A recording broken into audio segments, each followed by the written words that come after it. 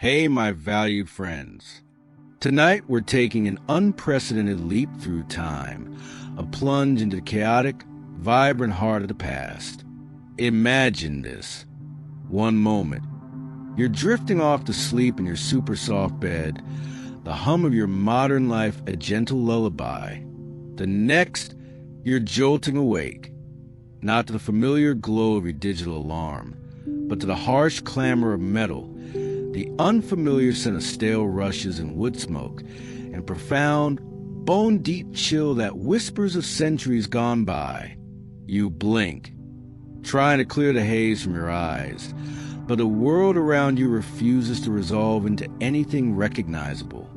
You're lying on a rough, straw-filled mattress in what feels like a stone cell, the air thick with the smell of damp earth, and something vaguely animalistic. Sunlight, weak and watery, slices through a narrow, unglazed window high in the wall, illuminating dust motes dancing in the frigid air. You push yourself up, your muscles protesting, and realize you're not wearing your comfy pajamas. Instead, your body is encased in layers of heavy, unfamiliar fabric. This isn't a dream. This is medieval Rome. And you, my friend, have somehow become a knight. You probably won't survive this level of instant historical immersion if your idea of roughing it is camping without Wi-Fi. So, before you get comfortable, take a moment to like the video and subscribe. But only if you genuinely enjoy what I do here. Tell me where you're listening from in the comments and what time it is for you. Now, dim the lights, maybe turn on a fan for that soft background hum, and let's ease into tonight's journey together. Your first American impressions would have been overwhelming. The sheer vastness of the untouched wilderness, the scent of pine and fresh earth after weeks of salty air, and the incredible feeling of solid ground beneath your feet after the relentless sway of the ship. This isn't the Rome of ancient emperors and marble ruins that you know from history books. This is the Middle Ages, a time of crumbling grandeur, fervent faith, and constant struggle. The city outside, as you'll soon learn, is a patchwork of forgotten splendors and rough, new constructions, often incorporating salvaged pieces of the past. You can hear the distant sounds of a waking city. Church bells tolling unevenly, the bray of a donkey, the shouted commands of unseen figures. As you swing your legs over the side of the crew bed, you feel the surprising weight of a thick woolen tunic, far coarser than any fabric you've ever worn. Beneath it, scratchy linen, and over it, another layer of even heavier wool. Your feet, accustomed to soft slippers or sneakers, are met by stiff leather boots that reach your calves. You stand, testing your balance, and realize this body feels different, stronger, perhaps, with an unfamiliar stiffness in the joints. This isn't your body. It's the body of a medieval knight. It feels like it's been put through some serious paces. This abrupt physical transformation, though fantastical, sets the stage for a grounded exploration of medieval physicality. The chamber is small, with rough stone walls, and a single wooden chest at the foot of your bed. No wardrobe, no dresser, just a sturdy, unadorned box. You peer into it, finding more of the same utilitarian clothing, a few rolls of linen, and a small leather-bound book. The book, you discover, is a book of hours, a personal prayer book. Its pages intricately illustrated, a testament to the pervasive role of religion in this era. This is a mainstream historical fact. Books of hours were incredibly popular personal devotional items among the medieval aristocracy. You glance around the sparse room, seeking any clue to your identity. To this bewildering shift, there's no mirror, of course. Personal reflection in the modern sense simply isn't a thing. Your reflection would be a fleeting glimpse in a bucket of water, a quick confirmation of existence rather than an elaborate self-assessment.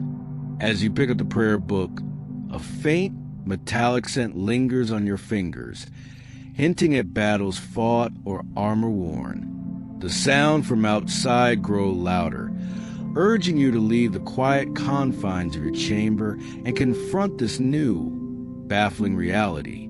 Your old life, your memories of Wi-Fi and Netflix, already feel distant, like a dream that's rapidly fading in the harsh light of this medieval morning.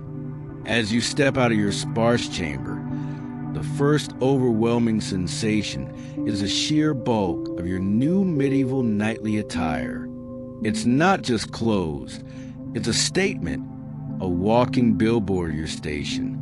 The coarse woolen tunic and linen undershirt are just the beginning. Over these, you discover you're wearing a cote hardie, a fitted outer garment, probably in a rich, deep color like indigo or a dark forest green, indicative of noble status. It's heavy, surprisingly stiff, and a far cry from the stretchy, breathable fabrics you're used to.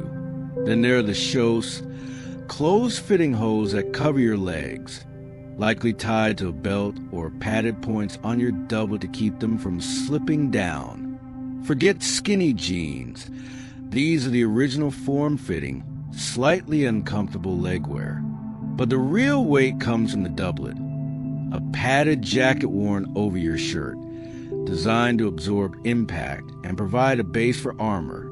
It's thick, probably made of quilted linen, and restricts your movement just enough to remind you that comfort isn't the primary concern here.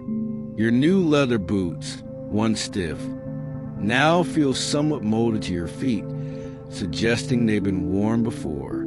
They're heavy, reaching just below the knee, and designed for riding and walking through mud, not for a quick dash to the corner store. This detailed description of a medieval knight's basic clothing is a mainstream historical fact, illustrating the layers and practicality of their daily wear. The overall impression is one of immense practicality and durability, not fashion. Every stitch, every layer, serves a purpose, warmth, protection, and a clear demarcation of social standing. There are no zippers, no elastic, no synthetic blends. Everything is natural fiber, hand-stitched, and built to last. It's like wearing a very elaborate, slightly restrictive sleeping bag all day, but somehow it makes you look important. You almost miss the freedom of a t-shirt and shorts, but then you remember you're a knight, and that thought suddenly seems ridiculously anachronistic. As you move through the castle corridors, you notice how others are dressed. Servants wear simpler, uncolored tunics, often belted, with bare legs or coarse leggings. Higher-ranking squires might have slightly better quality fabrics, but still nothing compared to your layered, formal wear. The very fabric on your back screams status. It communicates that you are not a laborer, not a peasant, but a man of war and privilege. This visual hierarchy was crucial in medieval society. You quickly learn to discern rank by the cut of a tunic or the quality of cloak, a subconscious skill you never thought you'd need. It's like everyone has a uniform, and yours is the VIP pass. A quirky tidbit from this era is that while clothing was largely practical, even knights might subtly display their wealth or allegiances through the quality of their dyes. A vibrant, deep indigo or crimson, which was expensive to produce, would hint at greater prosperity than a duller shade. So, while your clothing might seem plain to your modern eyes, its specific hue could be a quiet flex. Historians still argue whether the sumptuary laws of the period, which dictated what various social classes could wear, were effectively enforced or if they were largely aspirational guidelines for the elite. What's clear is that your attire is a carefully curated symbol of power and purpose, meant to inspire respect, or at least a healthy dose of fear in those who meet you. The weight of your clothes, the stiffness of the fabric, the unfamiliar feel of the leather against your skin. It all combines to create a constant physical reminder of your new identity.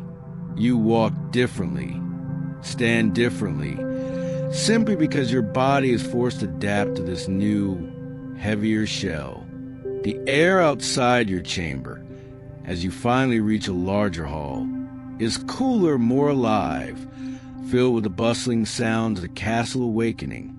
You are dressed, armed, though not yet fully armored, and ready, or rather compelled, to begin your day as a knight in medieval Rome. Stepping out of your modest sleeping chamber, you're immediately plunged into the vibrant, chaotic heart of castle life and hierarchy. This isn't just a building. It's a living, breathing microcosm of medieval society, brimming with activities, sounds, and smells that assault your modern senses. The corridors are not empty and quiet like a museum.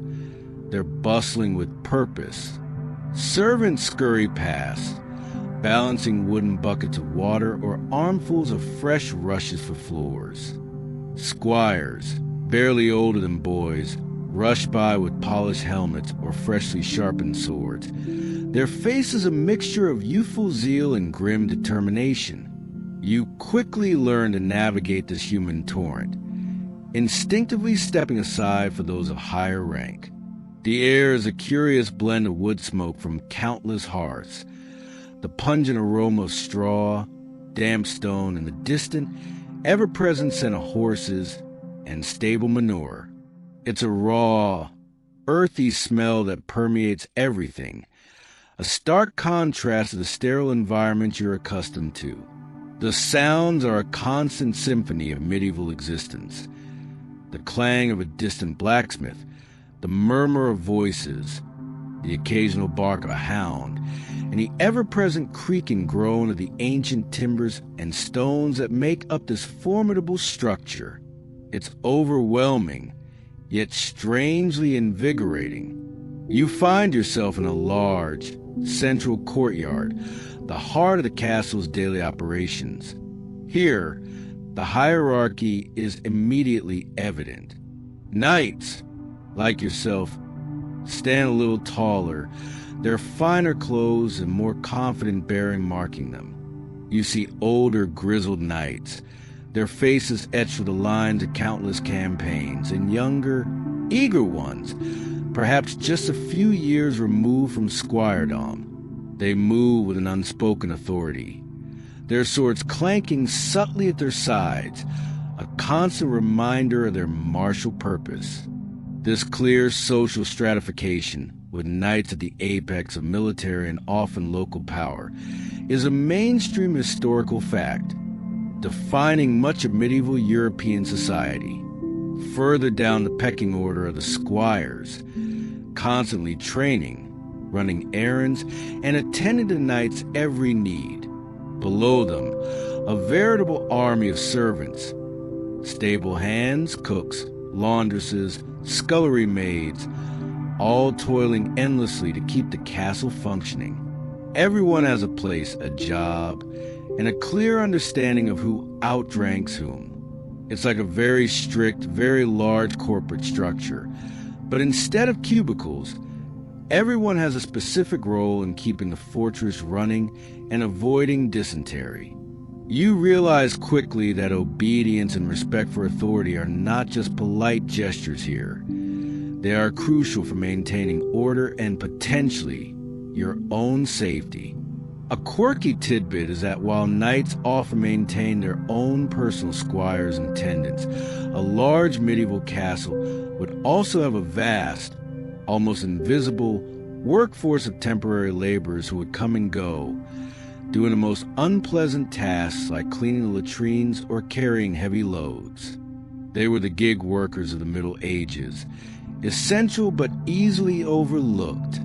Historians still argue whether the loyalty of these lower-ranking castle inhabitants was primarily to the lord they served or to their immediate family and community outside the castle walls. What's clear is the intricate web of interdependence that allowed these massive structures to function. As you navigate this bustling environment, you realize that your perceived status as a knight grants you a certain amount of deference. Servants bow their heads, squires offer polite greetings, and even some lesser knights nod in acknowledgement. This is your new reality, a position of privilege and responsibility. You are no longer just you. You are a knight in medieval Rome, and the castle, with all its sights, sounds, and social complexities, is now your home and your responsibility. The weight of your clothes suddenly feels less like a burden and more like an integral part of this new, intimidating world. Your first full day as a medieval knight in Rome is a dizzying blur of new sensations and unfamiliar obligations, starkly different from your previous life's routine of coffee and commutes. There's no leisurely breakfast or catching up on the news. The castle wakes early, and so do you. Your daily routine is dictated by the sun, the church, and the demands of your lord. The tolling of bells, deep and resonant, signals the first prayers of the day, often before dawn. You join other knights, squires, and castle inhabitants in a dimly lit chapel, the air cool and heavy with incense.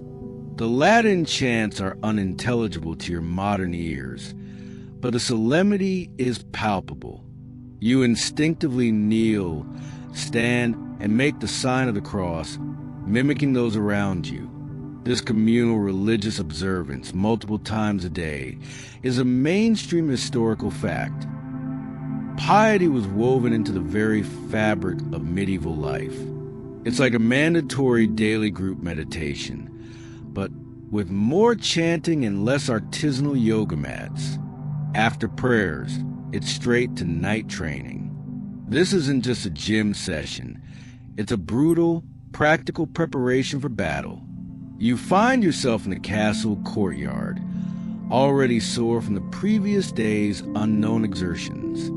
You're handed a heavy wooden sword and instructed to practice basic strikes and parries with a training dummy or perhaps a younger squire. The weight of the weapon, the awkwardness of your stance, and the sheer effort required to swing it effectively quickly reveal that this body, while strong, isn't yet fully yours in terms of ingrained muscle memory. You learn to brace for impact, to pivot with surprising speed for someone encased in layers of wool and leather. Your training isn't just about swordsmanship. There are drills with spears, practice in horse riding while maintaining your balance and weapon control, and even basic wrestling to learn how to fight dismounted. Your instructor is typically an older, more seasoned knight, whose gruff commands and occasional sharp blows to the ribs serve as immediate feedback. You quickly discover that humility is a survival skill here, especially when you're still figuring out how to stop tripping over your own feet, while wearing boots that feel like lead weights. Beyond the physical demands, there are courtly duties. You might attend the lord of the castle, standing silently as he conducts business, listens to petitions, or presides over minor disputes. This is where you observe the subtle power dynamics, the intricate dance of feudal loyalty and obligation. You learn to listen more than speak, to observe the hierarchy in action, and to recognize the unspoken cues that govern interactions between nobles, clergy, and commoners. It's like being in a constant high-stakes improv show where you don't know the script, but everyone else does. A quirky tidbit is that while knights were expected to be fierce warriors, many also engage in courtly love, an idealized and often platonic adoration of a noble woman. This wasn't necessarily about infidelity, but rather a performative devotion that inspired chivalry and poetry. Imagine composing a sonnet to your lady right after you spent 3 hours sweating in a padded doublet, trying not to get hit in the head with a blunt sword. Historians still argue whether courtly love was a genuine expression of evolving gender roles, or merely a stylized literary convention that served to reinforce social norms. What's clear is that your life isn't just about fighting.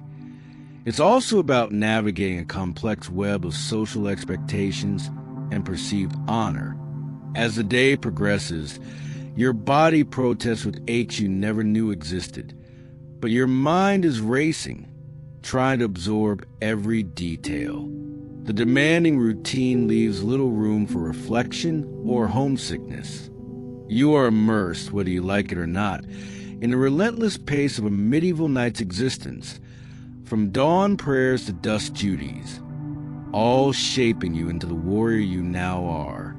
After a morning of prayer and sweat-inducing training, your stomach, accustomed to leisurely brunches, begins to rumble with fierce, unfamiliar intensity.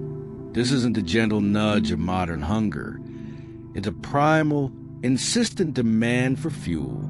You soon discover that food and feasting in medieval Rome are communal, robust, and utterly devoid of anything resembling portion control or dietary fads.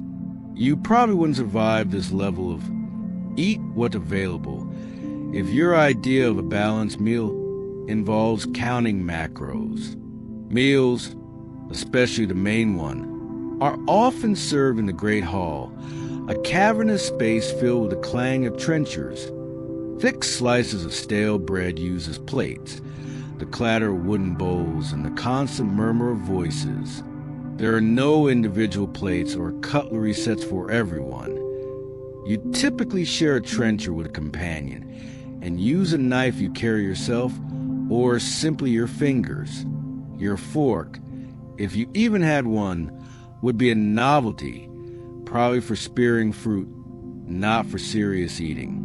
This communal eating, often without individual forks, is a mainstream historical fact, reflecting both practicality and social norms of the era. The food itself is hearty, designed to fuel a life of physical labor. Expect copious amounts of meat, roasted fowl, boiled beef, or perhaps venison if a hunt was successful. This isn't lean, grass-fed organic beef. It's often tough, gamey, and cooked simply, perhaps with a few basic herbs. Alongside the meat, you'll find thick pottages, stews made from grain, vegetables, and whatever scraps of meat were available.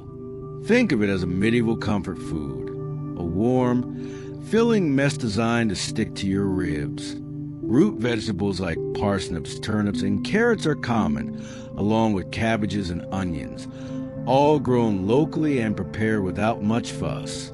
Bread is ever present, usually a dark, dense rye or barley loaf, often stale enough to serve as your edible plate. You tear off chunks, sopping up the juices from the meat or the thick pottage. Dairy products are common too. Cheese, often hard and salty, and maybe some fresh milk or buttermilk, though water or weak ale will be your primary drinks. Wine, for the higher ranks, might also be present, often diluted with water. Forget artisanal sparkling water. This is about hydration and perhaps a little fermentation to keep things interesting. A grand feast, however, is a different affair entirely. These are rare, celebratory events that can stretch for hours, sometimes days, designed to display the host's wealth and generosity. Imagine platters piled high with roasted swans, peacocks with their feathers reattached for display, wild boar's heads, and elaborate pies filled with smaller birds. Exotic for the time, spices like pepper, cinnamon, and ginger, though still rare, would be used more liberally. Entertainers, jesters, minstrels, acrobats will perform, adding to the spectacle. It's like a medieval Super Bowl party, but with more roasted animals and less concern about cholesterol. A quirky tidbit about medieval feasting is the concept of a subtlety or subtlety. Elaborate, edible sculptures made of sugar paste, marzipan, or even butter, often depicting mythological creatures, castles, or allegorical scenes. These were purely for show, a testament to the cook's artistry and the host's extravagance, eaten only after being admired. Historians still argue whether the apparent lack of varied fruits and vegetables in the diet of the lower classes led to widespread nutrient deficiencies, or they supplemented their diets through foraging and small garden plots. What's clear is that your meal, whether daily fare or grand feast, is a direct reflection of the land's bounty and your lord status. As you eat, you learn the etiquette. Don't reach across the table, don't hog the salt, and always offer the choicest morsel to your superior. The sounds of chewing, slurping, and robust conversation fill the hall, a far cry from the polite table manners of your former life. You eat until you're full, knowing that the next meal might be many hours away, and that waste is simply not an option. With your stomach now full, a different kind of weight becomes your focus. The weapons and armor that define your very existence as a knight.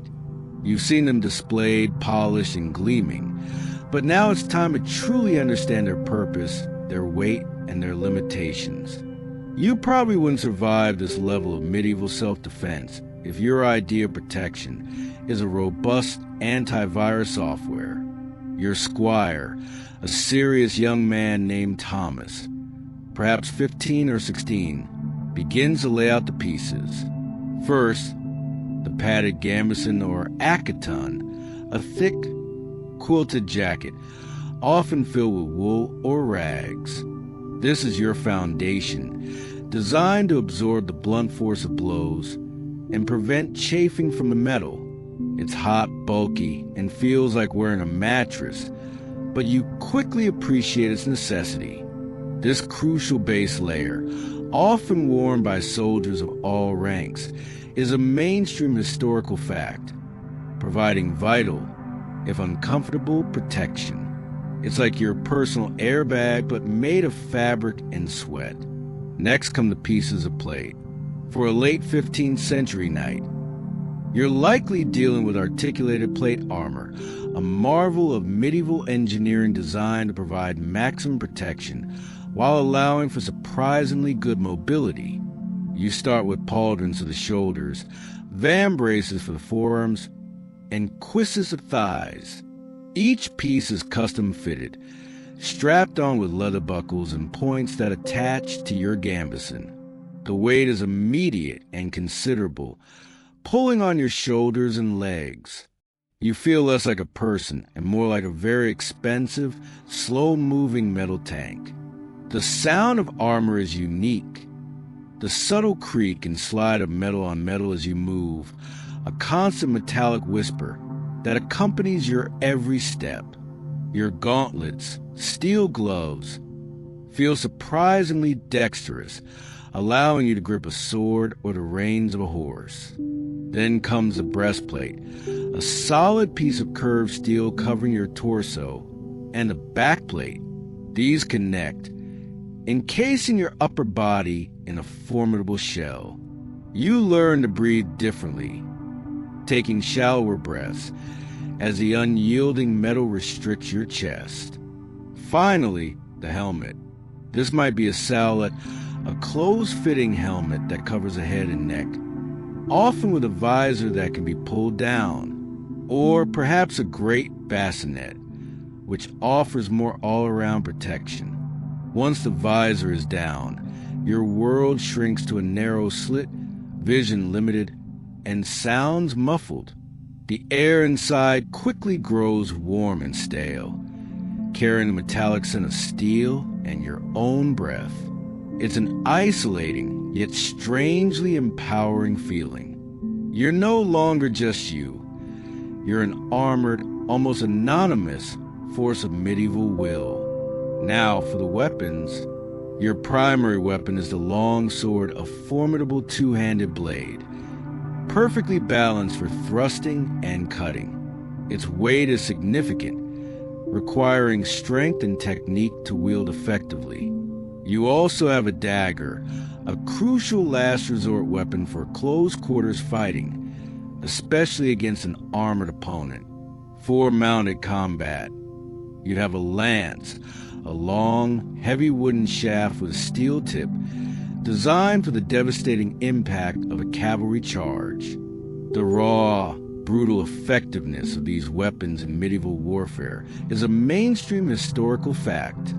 A quirky tidbit is that medieval armors often incorporated small, intricate details or even religious symbols into the hidden parts of the armor, such as the inside of a gauntlet or the back of a breastplate, believing these subtle blessings offered extra protection. It was like a very personalized, very heavy, good luck charm. Historians still argue whether the high cost and maintenance of full-plate armor made it truly accessible only to the wealthiest nobility, or if even knights of modest means could acquire functional, if less ornate, sets through long-term investment. What's clear is that wearing this armor is a transformative experience, turning you into a formidable, though somewhat unwieldy, engine of war. You understand now why knights move with such deliberate grace. Every movement in this steel shell requires forethought and effort. Clad in your newly understood, cumbersome armor, the focus shifts from simply wearing it to combat and training. This isn't the choreographed violence of Hollywood movies. This is the raw, visceral reality of medieval martial arts. And your body is about to learn lessons the hard way. You probably wouldn't survive this level of physical exertion if your idea of working out involves light stretching and a smoothie. Your training begins, often in the castle's outer bailey or a designated training yard, a patch of ground churned to mud or dust by countless armored feet. The air fills with the clash of steel, the grunt of effort, and the shouted commands of your instructor. You face a seasoned knight, or perhaps a master at arms, a man whose every movement speaks of brutal experience. He wields a blunted steel sword, but the blows still land with bone-jarring force. You quickly learn that even blunted, a full-force strike from a long sword can send shockwaves through your entire body. The first lesson is often endurance. Fighting in full armor is exhausting. Every step is heavier. Every swing of your sword drains energy at an alarming rate. You sweat profusely within your steel shell, the air inside your helmet quickly becoming thick and hot. You learn to conserve energy, to move efficiently, to find the gaps in your opponent's guard. It's like trying to run a marathon while wearing a weighted blanket, but someone is trying to hit you with a really big stick. You practice the fundamentals, the correct stance, how to hold your sword for optimal leverage, the 4 basic cuts, and the vital thrust. You learn to parry, not just with your blade, but by deflecting blows with your armored forearms or shield. The training is repetitive, relentless, designed to build muscle memory and instinctive reactions. There's no time for overthinking in battle. Your body must react without conscious thought. This intense, practical combat training, focusing on both individual skill and battlefield tactics, is a mainstream historical fact, essential for any knight's effectiveness. Mounted combat is another crucial aspect. You spend hours on horseback, learning to control your steed with subtle commands, wielding a lance or sword from the saddle. The aim is not just to stay on, but to deliver a powerful, accurate blow while moving at speed. Imagine galloping across a field, holding a heavy lance steady and aiming at a target, all while trying not to fall off. It's significantly harder than it looks on TV. You gain a new appreciation for the sheer equestrian skill required of medieval cavalry. A quirky tidbit from medieval combat is a practice of half-swording, where a knight would grip the blade of their sword with one hand, often gloved or armored, and the hilt with the other, effectively turning the sword into a short spear or crowbar. This was incredibly effective for penetrating the gaps in an opponent's plate armor at close range, or for wrestling them to ground. It was a brutal but practical adaptation to the increasing effectiveness of full plate armor. Historians still argue whether the prevalence of battlefield wrestling and dagger combat, fighting on the ground, try to find armor weak points, made chivalric ideals largely irrelevant during actual pitched battles, or if such ideals still influence the broader conduct of war. What's clear is that survival often came down to grim, unromantic efficiency. As the sun climbs higher, coating you in sweat and dust, your body screams in protest, but your mind feels sharper, more attuned to the movement of others, to the potential threats in your immediate vicinity. You're no longer just a person. You're becoming a weapon honed by constant, brutal practice. The aches and pains are your new constant companions, a reminder that in this world, strength isn't just a virtue, it's a lifeline. Bruised and aching from combat training, you retreat to the inner sanctum of the castle, only to discover that the medieval world offers no true escape from its pervasive influence, religion and piety. In modern times, faith might be a personal choice, a weekend activity. Here, it is the very air you breathe, the foundation of every law, every custom, and every hope.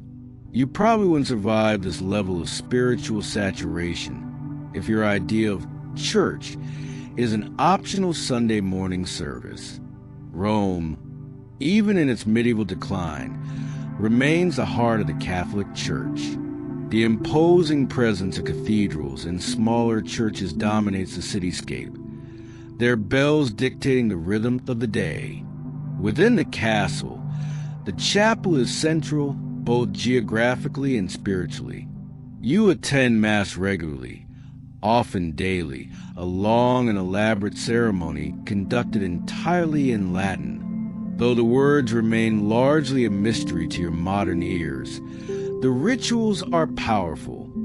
The rising incense, the flickering candles, the solemn intonations of the priest, and the reverent silence of the congregation. This deep integration of religious practice into daily life, from commoners to nobility, is a mainstream historical fact, illustrating the church's immense power. It's like living in a constant spiritual retreat, but without the organic juice cleanses. Your actions, your thoughts, your very morality are constantly measured against the church's teachings. Sin is not just a concept. It's a tangible danger that can lead to eternal damnation. Confession is regular, penance is expected, and the fear of God's judgment is a powerful motivator for behavior. You witness fervent displays of devotion, pilgrims embarking on arduous journeys, nobles making lavish donations to churches, and even commoners enduring physical discomfort for their beliefs. This isn't performative. It's deeply ingrained. Beyond formal worship, piety permeates every aspect of life. Prayers are offered before meals, before battle, before any significant undertaking. Saints are invoked for protection and intercession. Relics, fragments of holy bones or clothing, are venerated with awe. The stories of martyrs and biblical figures are commonly known, serving as moral compasses and sources of inspiration. You see crude crosses carved into door frames, hear blessings mutter over fields, and notice the ubiquitous presence of religious iconography in homes, even the humblest. A quirky tidbit from this era is the widespread belief in miracles as a common occurrence, not just an ancient phenomenon. Saint shrines were hotspots for reported healings, and local churches often displayed miraculous artifacts or hosted events believed to bring divine intervention. Imagine going to your local church not just for solace, but with a genuine expectation of a spontaneous healing or a sign from above. Historians still argue whether the church's immense landholdings and wealth primarily served its spiritual mission, or they became a source of political corruption that ultimately led to later reform movements. What's clear is the undeniable omnipresence of religious belief in shaping the medieval worldview. You discover that as a knight, your spiritual duties are also intertwined with your martial ones. You are expected to defend the church, to protect the innocent, and to fight for righteous causes. Your sword is not just an instrument of war, but also a tool for upholding God's will. The concept of chivalry, while often romanticized, had strong roots in Christian morality, encouraging virtues like courage, justice, mercy, and protection of the weak. As the day ends, you find solace, or at least a sense of obligation, in the evening prayers. The pervasive influence of the church, its rituals, and its moral framework are now irrevocably part of your new identity. You are not just a knight. You are a Christian knight in the heart of Christendom, and your faith, whether chosen or imposed, is your constant companion and guide. Having navigated the rigorous routines and spiritual landscape of your new life, you quickly become acutely aware of the rigid framework of social class and interaction. Forget the relatively fluid social mobility of your former life. Here, your birth determines almost everything. You are a knight, a member of the nobility, and this grants you privileges, but also imposes strict rules of conduct. You probably wouldn't survive this level of social stratification if your idea of networking is just chatting with anyone at a coffee shop. The most immediate distinction is between the nobility like yourself and the commoners, peasants, artisans, merchants. You move through the world with an air of inherent authority, a subconscious expectation of deference. Commoners will bow or curtsy, avert their gaze, and address you with titles of respect. This isn't rude. It's simply the established order. Your interactions with them are typically transactional, giving orders, receiving services, or overseeing their labor. This clear division between the landowning, warrior aristocracy and the working commoners is a mainstream historical fact, fundamental to the feudal system. It's like being permanently in the VIP section, but the velvet rope is invisible and made of tradition. Within the nobility itself, there are further subtle gradations. A powerful count or duke outranks a simple knight. A lord with vast landholdings commands more respect than one whose lands are modest. You learn to recognize these nuances through observation. Who sits closest to the lord at dinner? Who speaks first in a council? Who has the most elaborate retinue? Diplomacy and subtle displays of power become crucial. You quickly realize that politeness and elaborate courtesies are not merely good manners, but a sophisticated language of respect and authority. Interacting with your peers, other knights, involves a delicate dance of camaraderie and competition. There's a shared bond forged in combat training and mutual purpose, but also an underlying current of rivalry for honor, glory, and the Lord's favor. Conversations often revolve around military matters, land disputes, or the latest news from other noble courts. Banquets and feasts are not just about eating. They are social arenas where alliances are subtly formed and rivalries are quietly acknowledged. For women of your new class, their interactions are equally circumscribed. Noble women, though possessing significant influence within the household, seldom engage directly in public political life. Their interactions revolve around managing the castle, overseeing servants, and raising children, always with an eye to securing advantageous marriages for their offspring. You notice how they carry themselves with quiet dignity. Their elaborate yet restrictive gowns a testament to their own form of social constraint. A quirky tidbit about medieval social interaction is the elaborate etiquette surrounding greetings. The exact depth of a bow, the specific words used, or even the subtle tilt of the head could convey precise degrees of respect, submission, or challenge. Misinterpretations could lead to serious offense, or even duels. Imagine trying to navigate a social gathering where a casual "hey" could be interpreted as a mortal insult. Historians still argue whether the apparent rigidity of medieval social classes was truly insurmountable for talented commoners, or if individuals could, through military prowess, wealth, or church service, occasionally rise above their birth. What's clear is that defying the established social norms was rarely, if ever, a wise or safe choice. As you move through your days, you find yourself instinctively adopting the postures and mannerisms of your new class. Your back straightens. Your gaze becomes more direct when speaking to inferiors and more deferential toward superiors. You learn to read the subtle cues of body language, the unspoken messages conveyed by a glance or a gesture. The medieval world is a carefully constructed social pyramid, and you, as a knight, occupy a critical, if still middle, tier. The intricate social dance of medieval Rome extends beyond simple greetings. It deeply informs the very fabric of law and justice. Forget your modern notions of due process, habeas corpus, or independent judiciaries. Here, justice is swift, often brutal, and deeply intertwined with feudal power and local custom. You probably wouldn't survive this level of legal ambiguity if your idea of fair trial involves a lawyer and a jury of your peers. As a knight, you might find yourself acting as an enforcer of your lord's justice, or even presiding over minor disputes among the commoners on his behalf.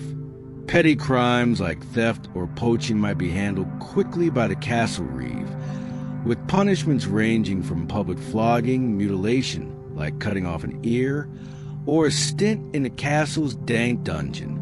The goal isn't rehabilitation. It's deterrence and immediate retribution. This harsh and often localized system of justice, relying on direct authority rather than codified national laws, is a mainstream historical fact, typical of feudal Europe. It's like a very literal judge, jury, and executioner system, all rolled into one grumpy lord. Serious crimes, such as murder, treason, or major theft, would fall under the lord's direct jurisdiction, or potentially the church's if a cleric was involved. Trials, when they occurred, were far from the elaborate affairs you're used to. They might involve trial by ordeal, where the accused's guilt or innocence was determined by surviving a dangerous physical test, believed to be guided by divine judgment. Imagine holding a red-hot iron, or being thrown into a body of water to see if you float innocent or sink guilty. Yeah, not exactly scientific. Or it could be trial by combat, where the accuser and accused fought, with God presumably granting victory to the righteous. For a knight, trial by combat would be a grim, yet sometimes preferred alternative, as it allowed you to defend your honor with your sword. The church also had its own courts, dealing with matters of heresy, blasphemy, and moral transgressions. These ecclesiastical courts often had a more structured legal system influenced by Roman law, but their punishments could be equally severe, including excommunication or delivery to secular authorities for execution. The constant tension between secular and ecclesiastical legal authority is a particularly Roman and broader European quirk of the medieval legal landscape. You quickly learn that a good reputation and the favor of your Lord are often more important than any abstract concept of legal innocence. Accusations, especially from those of higher rank, can be devastating. Confessions were often extracted through torture, and the idea of presumed innocent until proven guilty is a foreign concept. Justice is often seen as a reflection of divine will and feudal power, rather than human fallibility. A quirky tidbit is the use of compurgation or oath helping, where an accused person could gather a certain number of respectable community members to swear an oath confirming their belief in the accused's innocence. The number of oath helpers required varied based on severity of the crime and the accused's social standing. It was like a medieval character reference, but with much higher stakes and the possibility of divine wrath if you lied. Historians still argue whether the apparent barbarity of medieval justice systems truly deterred crime more effectively than modern ones, or if they simply reinforced social hierarchies through brutal public displays of power. What's clear is that avoiding any brushes with the law, no matter how minor, is a top priority in this new existence. The sounds of the castle's small prison, the occasional clanking of chains, or the distant shouts of a public punishment serve as chilling reminders of the ever-present reach of medieval justice. You understand that your position as a knight offers some protection, but also places upon you the heavy burden of upholding a system that is often far from what you would consider just or fair. Having witnessed the stark realities of medieval justice, you soon encounter another facet of daily life that would shock your modern sensibilities: hygiene and health. Forget your daily showers, antibacterial soap, and readily available medical care. In medieval Rome, cleanliness was a luxury and illness was a constant, terrifying companion. You probably wouldn't survive this level of unsanitary conditions if your idea of roughing it is using a public restroom without hand sanitizer. First, the simple act of staying clean. Daily bathing, as you know it, is not a thing. You might get a chance to wash your hands and face in a basin of cold water, perhaps a few times a week. Full baths are rare, typically reserved for special occasions or when truly necessary, and often involve hauling many buckets of heated water. The concept of germ theory is millennia away. Bad smells are attributed to miasma, bad air, not unseen microscopic invaders. This general lack of frequent bathing and limited understanding of sanitation is a mainstream historical fact, contributing to the spread of disease in medieval cities. It's like a permanent no-shower November, but for your entire life. Inside the castle, rushes, straw, or reeds are spread on the floors, absorbing spills, waste, and whatever else falls. They are replaced periodically, but not nearly often enough to prevent a pervasive, earthy odor that hints at countless accumulated layers of grime. Latrines are often simple chutes emptying into a moat or a cesspit. Waste disposal is primitive, with refuse often simply thrown into the streets, particularly in the urban areas outside the castle walls. The air, even in relatively grand settings, carries a distinct, pervasive smell that your modern nose finds challenging to adapt to. Personal hygiene is rudimentary. Teeth are cleaned, if at all, with rough cloths or abrasive powders made from herbs or brick dust. Your clothes, though made of sturdy wool, are rarely washed thoroughly. Instead, they are aired out, brushed, and mended until they wear out. The idea of fresh, laundered linens every day is a distant dream. Body odor, bad breath, and skin ailments are simply a part of life. You quickly learn to ignore the mild stench that seems to cling to everyone, yourself included. When it comes to health, your options are severely limited. There are no doctors in the modern sense, no pharmacies filled with miracle cures. Illness is often seen as a spiritual test or divine punishment. Your primary line of defense is folk remedies passed down through generations. Your fellow knights or the castle's resident wise woman, often skilled in herbal lore, might offer advice. For a fever, perhaps a poultice of willow bark, nature's aspirin, or a calming chamomile tea. For a cut, maybe some cobwebs to stop the bleeding, or a basic cleansing with wine or vinegar. The efficacy varies wildly, of course. Serious injuries or illnesses are terrifying. A broken bone might be splinted, but without proper setting, it could heal crookedly, leading to lifelong disability. Infections, which you know can be easily treated with antibiotics, are often death sentences. A simple cut can turn deadly if it festers. Epidemics like the plague or smallpox can sweep through a community with horrifying speed, leaving widespread devastation in their wake, with little to no effective countermeasures available. A quirky tidbit from this period is the widespread reliance on urine gazing or uroscopy as a diagnostic tool. Physicians, what few there were, and even common healers would examine the color, clarity, and even smell of a patient's urine, sometimes swirling it in a glass flask, believing it revealed clues about internal imbalances. Imagine a doctor peering intently at your pee, as if it holds all the secrets to your health. Historians still argue whether the high mortality rates in medieval Europe were primarily due to the unsanitary conditions, lack of medical knowledge, or the constant physical demands of their lifestyle and limited access to varied nutrition. What's clear is that simply surviving to old age is a remarkable achievement in this precarious existence. You learn quickly to appreciate any small mercy, a clean cloth, a cool drink of water, or simply a day without new aches.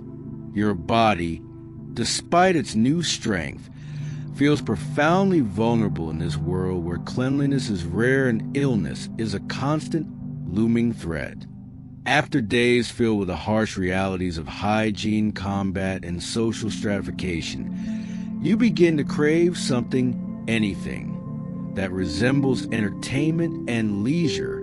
Forget Netflix binges, video games, or scrolling through social media. In medieval Rome, your limited free time is filled with simple communal pleasures, often centered around storytelling and physical activity. You probably wouldn't survive this level of unplugged existence if your idea of recreation involves more than 2 screens. Evenings, after the day's chores and duties are complete, offer the most opportunity for leisure in the great hall, or perhaps by a smaller hearth in the knight's quarters. The focus is often on oral tradition. Storytelling is paramount. Knights might recount tales of past battles, heroic deeds, or chivalric adventures, often embellished with each telling. Squires listen intently, learning from the experiences of their elders and dreaming of their own future glories. These shared narratives, often recounting historical events or popular legends, are a mainstream historical fact, serving as both entertainment and a way to transmit cultural values. It's like a very old-school podcast, but everyone's a live performer. Music is also a cherished pastime. Minstrels, if the castle is wealthy enough to employ them, might play the lute, harp, or simple pipes, singing ballads of love, loss, and bravery. Even without professional musicians, someone is likely to have a simple instrument, or voices will rise in communal song. The melodies are often haunting, reflecting the joys and sorrows of a life lived close to the earth and the church. You might even find yourself humming along, the simple tunes oddly comforting. Games are common, though far removed from your complex board games or video game consoles. Dice games are popular, offering a quick gamble and a test of luck. Chess, or a precursor like tabula, is played by the more educated, a strategic battle of wits. Backgammon-like games, using pegs and boards, are also common. Physical games might include wrestling, simple foot races, or contests of strength and skill among the younger men. It's competitive, but often without the elaborate rules or equipment you're used to. Outdoors, if time and weather permit, hunting is a favorite pursuit, particularly for nobility. This isn't just sport. It's also a way to supplement the larder. Riding out with hounds and falcons, chasing deer or wild boar, is a test of skill, endurance, and coordination. For the commoners, hunting is often a necessity, but also carries severe penalties if caught poaching on the Lord's land. The Lord might also arrange a tourney or a joust, a spectacular display of martial prowess that draws crowds and offers a chance for knights to gain renown. These events, though often dangerous, were a significant form of entertainment for both nobility and commoners, a mainstream historical fact. A quirky tidbit from medieval leisure is the use of reading aloud as a communal activity, even for those who could read privately. A knight might read from a romance novel, a chronicle, or even a book of hours to an attentive audience in the great hall during the evening. This created a shared experience, even with solitary texts, and helped disseminate stories in a largely illiterate society. Historians still argue whether the limited forms of medieval entertainment truly provided adequate mental and emotional respite from the harsh realities of life, or if boredom was a pervasive underlying condition for many. What's clear is that every moment of leisure is savored, a precious break from the relentless demands of your new existence. As the evening draws to a close, the sound of conversation and music slowly fade.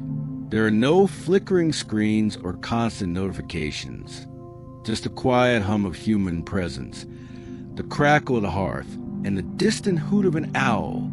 You find a strange peace in this simplicity, a forced contentment with a few, yet profoundly human, forms of recreation available. After the brief respite of communal leisure, the stark reality of travel and roads in medieval Rome quickly reasserts itself. Forget comfortable cars, smooth highways, or the convenience of air travel. Movement here is slow, arduous, and fraught with peril. You probably wouldn't survive this level of getting around if your idea of a difficult journey is a long layover at the airport. Your primary mode of transport as a knight is, of course, a horse. But these aren't the pampered show horses you might imagine. They are sturdy, resilient beasts, often smaller than modern breeds, bred for endurance rather than speed, and capable of carrying a fully armored knight over long distances. Riding can be exhilarating, feeling the powerful muscles beneath you, but it's also physically demanding. Hours in the saddle lead to aches in places you didn't know could ache, and the constant jarring can be relentless. This reliance on horses for transport and warfare is a mainstream historical fact, defining much of medieval mobility. It's like a permanent, extremely uncomfortable road trip, but with more horse smells. The roads themselves are a testament to neglect. While Rome once boasted a magnificent network of paved roads, many have fallen into disrepair over centuries. What remains are often little more than rutted tracks, prone to turning into muddy quagmires after rain, or dusty, uneven paths in dry weather. They weave through dense forests, across open plains, and over rivers, often without the benefit of well-maintained bridges. You learn to brace for bumps, to navigate around large potholes, and to anticipate where the terrain might betray your horse's footing. Travel is incredibly slow. A journey of even a few dozen miles can take days, requiring careful planning for overnight stops. You might stay in a wayside inn, often a rough and ready establishment offering meager comfort and questionable food, or, if you're lucky and traveling through friendly territory, a smaller castle or monastery. These stops, though primitive, offer a crucial chance to rest yourself and your horses, to check for damage to your equipment, and to assess the remaining journey. The greatest constant companion on any medieval journey, however, is danger. Bandits, renegade soldiers, or even wild animals pose a perpetual threat. You travel armed and often with an escort of squires or other knights, forming a small, self-reliant unit. You learn to scan the tree lines, to listen for unusual sounds, and to trust your instincts. A quiet stretch of road can quickly become an ambush site, turning a peaceful ride into a desperate fight for survival. This ever-present danger on medieval roads is a mainstream historical fact, making travel a risky undertaking. A quirky tidbit from medieval travel is a concept of right-of-way on narrow roads. It wasn't always about who was faster.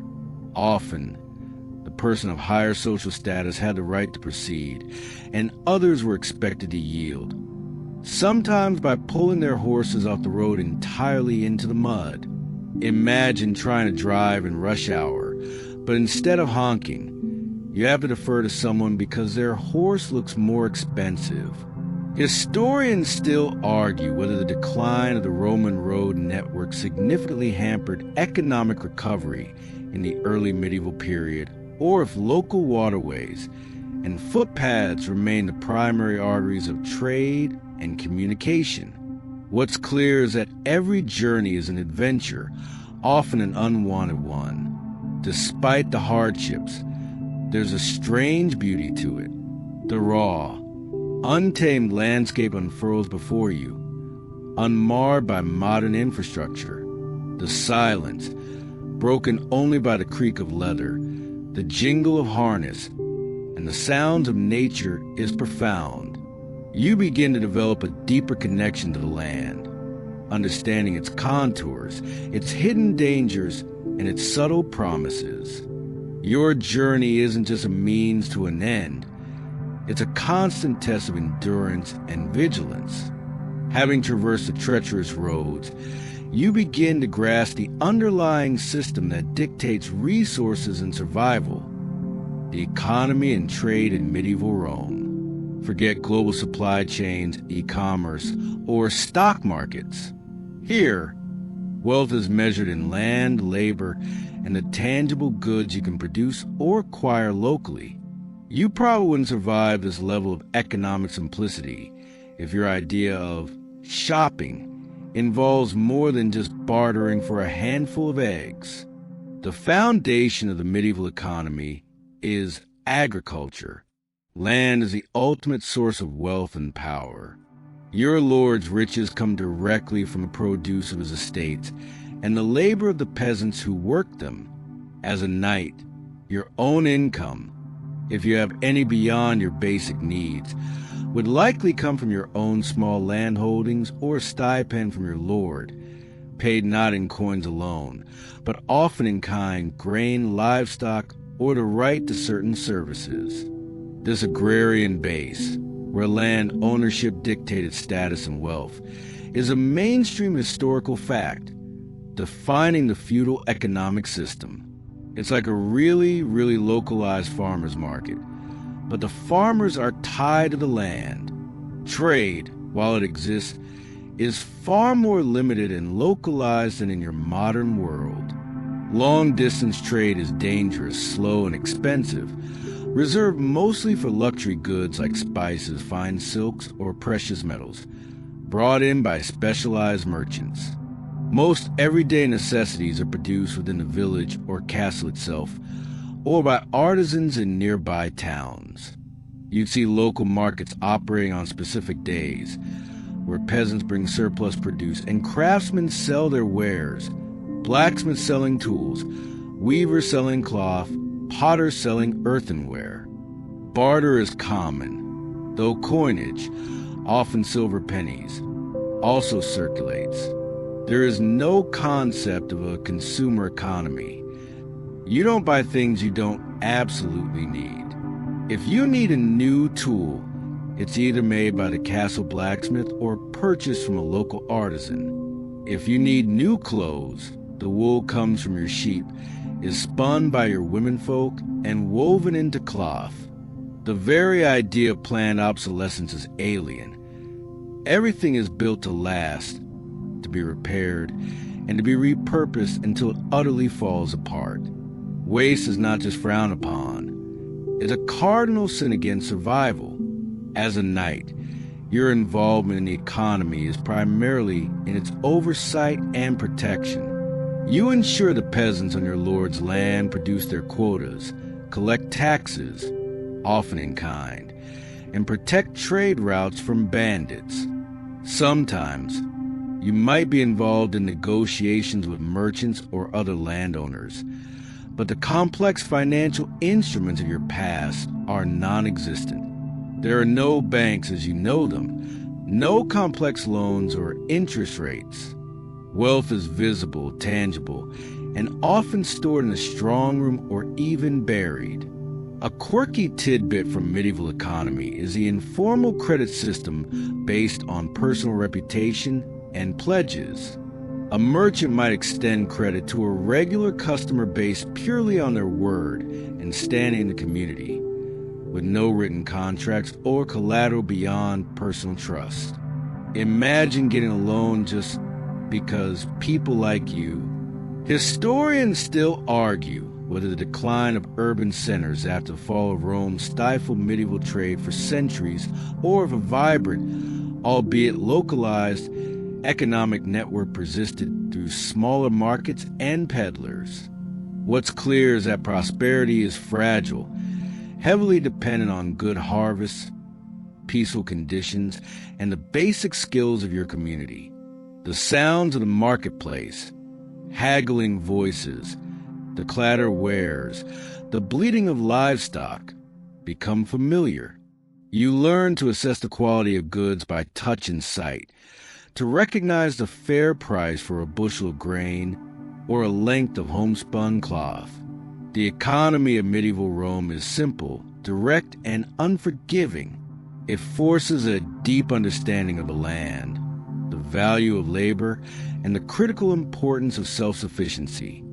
After experiencing the agrarian rhythms and localized trade of medieval Rome, your nightly existence inevitably brings you face to face with the grim reality of your ultimate purpose, your role in conflict.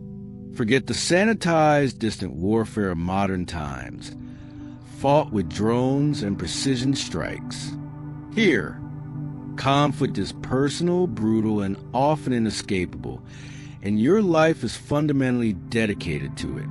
You probably wouldn't survive this level of direct engagement if your idea of military action is just arguing on social media. Your training, your armor, your very status as a knight are all geared towards one thing: combat. Whether it's defending your lord's castle, raiding a rival's lands, or joining a larger campaign for the Pope or an emperor, warfare is a constant specter. You understand that peace is often merely an interlude between periods of open hostilities. This endemic nature of localized warfare and raiding among feudal lords is a mainstream historical fact, defining much of the political landscape. It's like being perpetually on call for a very dangerous, very loud paintball game, but with real swords and significantly higher stakes. When the call to arms comes, the castle transforms. The quiet routine gives way to a flurry of preparation. Weapons are sharpened, armor is checked and polished, and horses are readied. Squires rush to assist their knights, strapping on pieces of plate, handing over helmets, and ensuring every buckle and strap is secure. The air crackles with a mixture of apprehension and grim anticipation. There's a tangible sense of purpose, a shared understanding of the dangers ahead. On the battlefield, chaos reigns. The roar of men, the clang of steel, the neighing of horses, the thud of bodies hitting the ground. It's a sensory overload. Your vision is narrowed by your helmet. Your hearing muffled by the metal shell. You rely on your instincts, your training, and the commands of your liege lord or captain. Your movements, so practiced in the training yard, become a desperate dance of survival. You learn to spot weaknesses in an opponent's armor, to anticipate their blows, and to strike with brutal efficiency. There's no room for hesitation, no time for second thoughts. It's kill or be killed. The type of conflict can vary. It might be a pitched battle, two armies clashing on an open field, a brutal, exhausting grind. Or it could be a siege, a drawn-out affair of starvation and attrition, where you might be defending walls or attempting to breach them. You could be part of a raiding party, striking quickly and violently to seize resources or inflict damage on an enemy's territory. Each scenario demands different tactics, but the underlying brutality remains the same. A quirky tidbit from medieval warfare is the concept of ransom. Capturing a knight or noble in battle could be far more lucrative than killing them, as their family might pay a substantial sum for their release.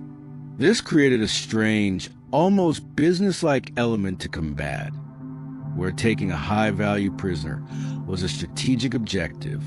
Imagine fighting for your life, but also trying to figure out if your opponent is worth more alive than dead. Historians still argue whether the concept of chivalry truly mitigated the brutality of medieval warfare, or if it was largely a code observed only among the elite, with common soldiers suffering the full extent of war's horrors. What's clear is that your life as a knight is inextricably linked to the ebb and flow of conflict. After a battle, the aftermath is grim. The wounded, the dead, the cries of pain and despair. You participate in the grim work of securing the field, attending to the injured, both friend and foe, if they are valuable prisoners, and counting the cost. The sights, sounds, and smells of battle linger, a chilling reminder of fragility of life and the immense power of your own sword. Your role in conflict is not just a duty. It's a profound, life-altering experience that redefines your very understanding of existence. Having endured the baptism of fire, literally and figuratively, of medieval conflict, you find yourself in a quieter moment, allowing for reflection and a look towards an uncertain future. The roar of battle has faded. The clamor of the castle has softened, and you are left alone with a profound shift in your reality.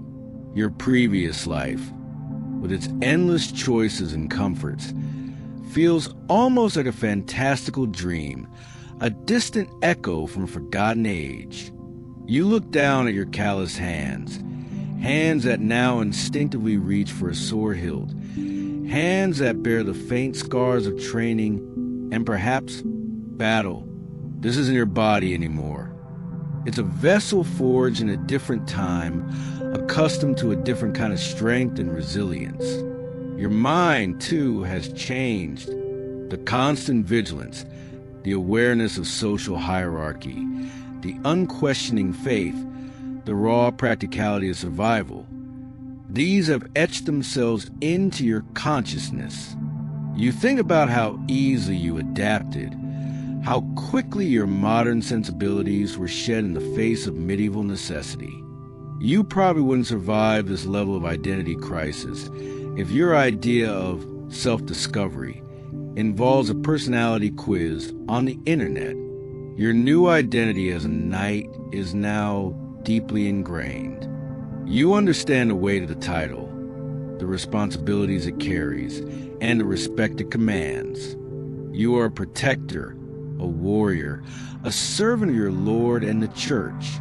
The abstract concepts of honor and duty, once just words in history books, are now tangible forces that guide your every action. You remember that crocodile dung sunscreen, or rather, the complete lack of modern hygienic solutions, and you realize how much your understanding of human endurance has evolved. The future of this life is uncertain, as is the future of medieval Rome itself. The political landscape is ever-shifting. Alliances are fragile, and new conflicts are always on the horizon. Will you fight in another campaign? Will you be granted more lands? Or perhaps a more prestigious position? Will you marry and found a lineage, carrying on the traditions of your new family? These questions, once mundane in your modern life, now hold the weight of your entire existence. There's no 5-year plan, no retirement fund, just the day-to-day reality of feudal service and the whims of fate. A quirky tidbit from this period is the concept of chansons de geste, epic poems that glorified the deeds of knights and heroes, often sung by minstrels in castle halls. These weren't just stories. They were a form of psychological reinforcement, shaping the ideals of knighthood and providing a narrative framework for their often brutal lives. Imagine if your entire career path was inspired by a really long, really old rap battle. Historians still argue whether the apparent decline of the city of Rome in the Middle Ages was primarily due to continuous warfare and political instability, or if it slowly transitioned into a new form of power centered around the papacy. What's clear is that your personal future is irrevocably tied to the unpredictable tides of this tumultuous era. You find a strange kind of peace in this lack of certainty. There's a directness to medieval life, a stark clarity that cuts through the endless choices and distractions of your past. Your purpose is clear. Survive, serve, fight, and uphold your honor. It's a harsh existence, but it's real, visceral, and utterly immersive as you stand on the precipice of this unknown future, perhaps looking out over the ancient, yet living city of Rome. You realize that you have become a part of its rich, complex tapestry. The modern world feels infinitely distant, a fading echo. You are a knight in medieval Rome, and this is your life now.